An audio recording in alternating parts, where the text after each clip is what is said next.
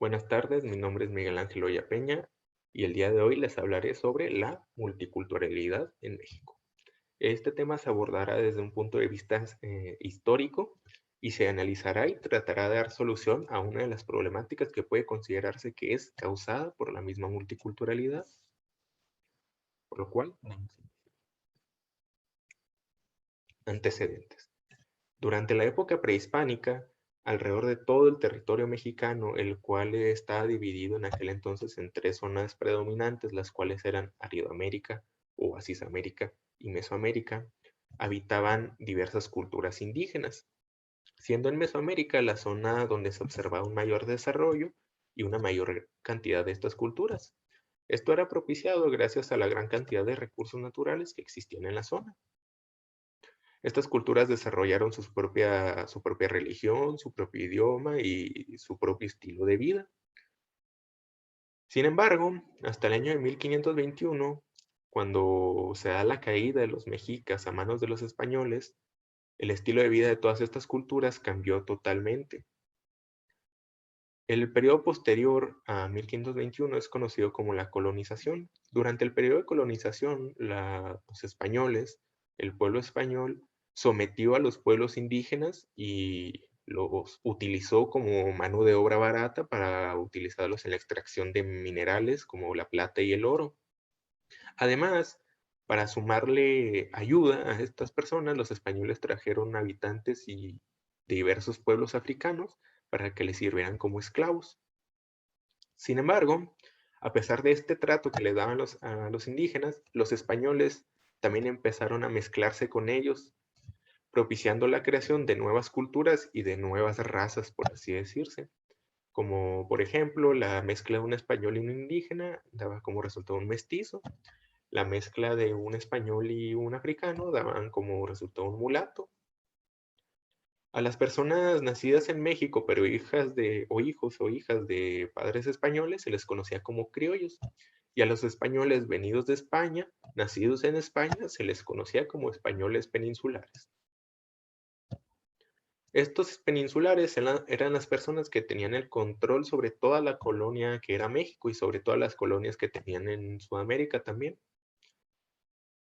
Fue así hasta el año de 1810 cuando se inició la Guerra de Independencia.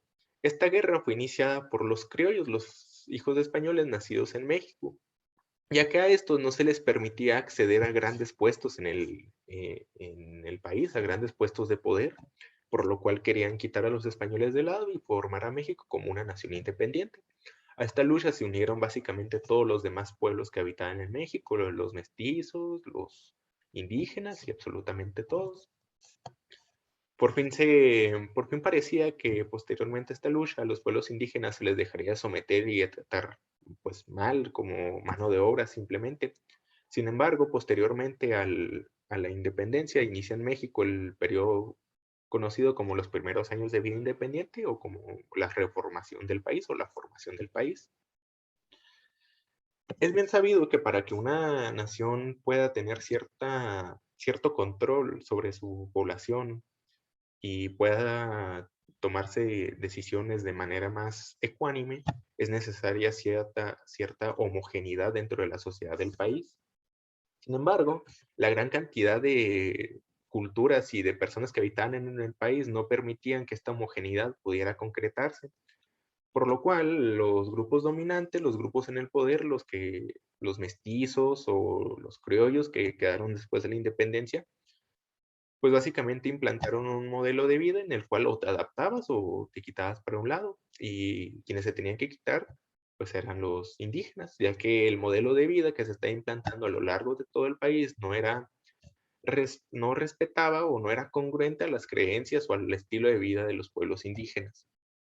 Por lo cual, desde la concepción del país, desde la concepción de México como una nación independiente, pues se da un periodo de discriminación a los pueblos indígenas, o un pueblo o una persona indígena, si quiere ser útil dentro de la sociedad, dentro del pueblo moderno mexicano, es necesario que olvide su cultura, que olvide su idioma, que olvide todo lo que lo identifica como individuo y se adapte a la cultura moderna o a la cultura moderna de aquel entonces.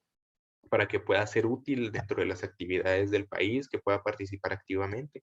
En dado caso de no querer hacer eso, pues simplemente se tenía que autosegregar y seguir viviendo dentro de las sierras, los barrancos y brechas que hasta la actualidad siguen viviendo muchos de sus descendientes. Es así como llegamos a la actualidad y al año de 1992, donde por primera vez en la Constitución Política de los Estados Unidos Mexicanos se reconoce a los pueblos indígenas como parte íntegra de la nación al reconocer a México como un país multicultural que alberga muchas culturas y que no es simplemente mestizos y ya.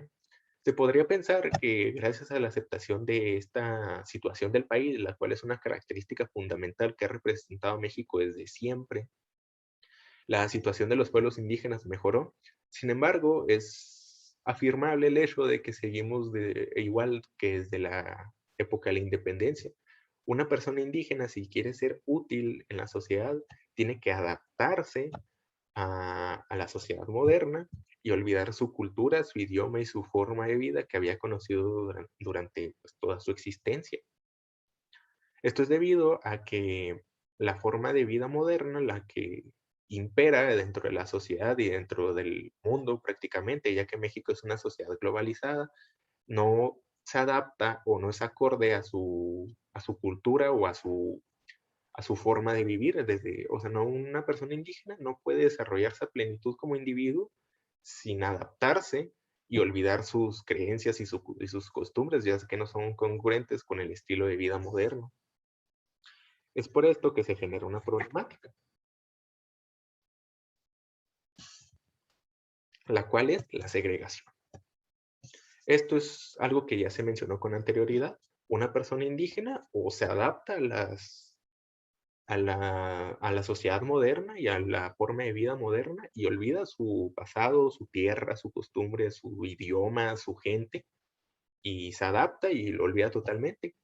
Sin embargo, al momento de adaptarse podría llegarse a pensar que se está logrando una inclusión, pero no es así, ya que simple y sencillamente esta persona con el paso del tiempo, al adaptarse a un nuevo estilo de vida, dejará de ser indígena, dejará de tener esas costumbres que tuvo en un pasado, ya que no son congruentes al estilo de vida moderno.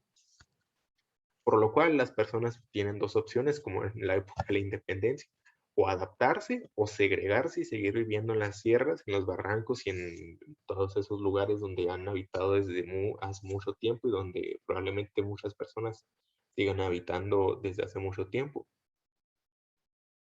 Además es afirmable el decir que pues, las personas que aunque busquen adaptarse muchas veces no lo logran, ya que cuántas veces no se han visto personas que lamentablemente tienen que estar pidiendo en los cruceros, pidiendo en las calles, ya que no logran adaptarse al estilo de vida y tampoco no podría pensarse que tampoco lo intentan, sin embargo, pues es algo que va muy arraigado a su cultura,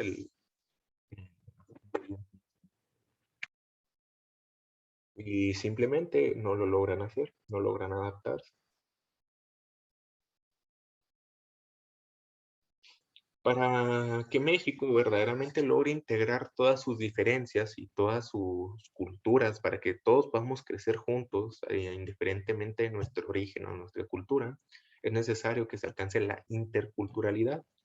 Pero, ¿qué diferencia tiene la multiculturalidad y la interculturalidad? Bueno, la multiculturalidad reconoce que dentro de un mismo territorio habitan personas de diferentes etnias, de diferentes culturas y diferentes estilos de vida y de forma de ver la vida.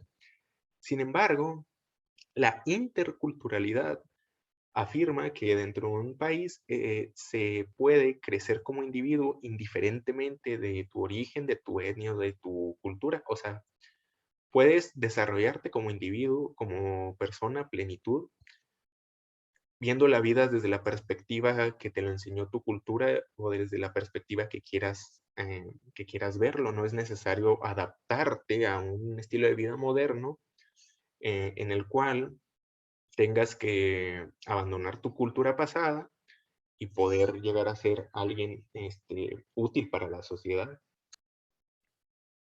Un posible ejemplo de interculturalidad se puede observar aquí, en la región de Cuauhtémoc, con la cultura menonita. Esta cultura se ha logrado adaptar al estilo de vida moderno y pues ha logrado desarrollarse, crear sus propias empresas, sus propios negocios, o sea, tienen un sistema económico en el cual pueden seguir siendo ellos, seguir teniendo sus ideas, su cultura y su forma de vida sin verse segregados ni discriminados por la sociedad en general. Y podrían preguntarse, ¿por qué los menonitas sí y los indígenas no lo pueden?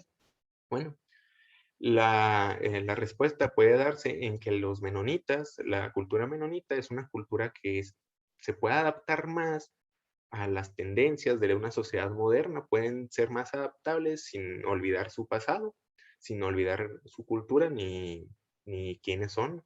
Es una cultura que va más acorde o que tiene una capacidad de adaptación mejor que una cultura indígena. Por lo cual, una solución que se puede considerar es la educación.